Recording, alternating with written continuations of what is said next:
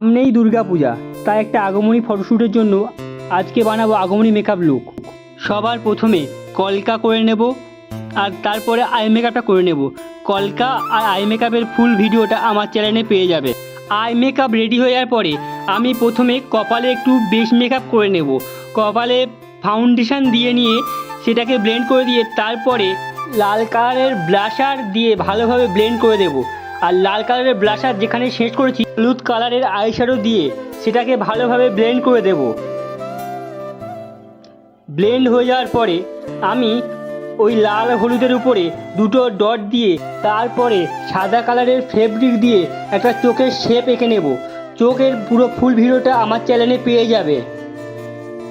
চোখটা আঁকা হয়ে গেলে আমি মুখে প্রথমে অরেঞ্জ কালারের কারেক্টার দিয়ে যেখানে কালো কালো ছোপ আছে সেখানে দিয়ে সেটাকে ভালোভাবে ব্লেন্ড করে দেব। এবার আমি মুখে ফাউন্ডেশন দিয়ে নেব। এখানে আমি কায়রনের সেট ইউজ করেছি।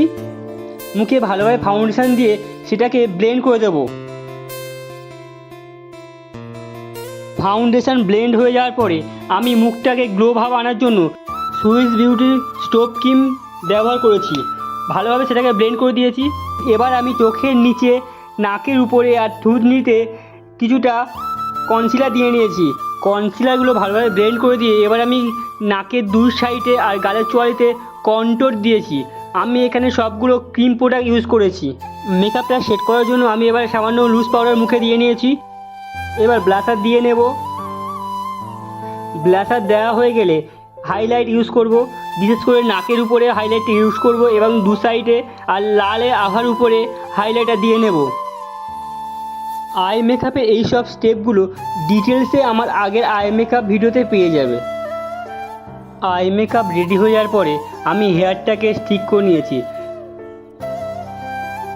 আমি এখানে ব্যাক কম করে ভালোভাবে হেয়ারটাকে সেট করে নিয়েছি।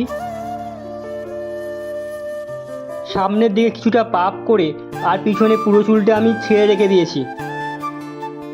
চুল বাঁধাটা কমপ্লিট করে আমি লাল কালারের লিপস্টিক দিয়ে নিয়েছি। আমার এই মেকআপ ভিডিওটা কেমন লাগলো সেটা জানাবেন।